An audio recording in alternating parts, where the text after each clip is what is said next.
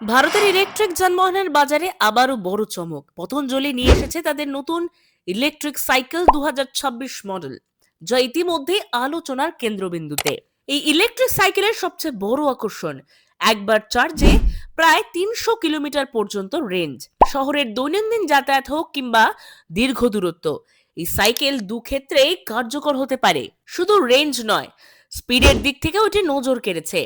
উচ্চ গতিসম্পন্ন মোটর ব্যবহারের ফলে এটি সাধারণ ই বাইকের তুলনায় অনেক বেশি শক্তিশালী পারফরমেন্স দিতে সক্ষম। ডিজাইনের দিক থেকেও সাইকেলটি আধুনিক ও ব্যবহার বান্ধব। হালকা বডি, আরামদায়ক সিটিং পজিশন এবং সহজ নিয়ন্ত্রণ, সব মিলিয়ে এটি সব বয়সের ব্যবহারকারীদের জন্য উপযোগী। সবচেয়ে বড় বিষয় হচ্ছে দাম।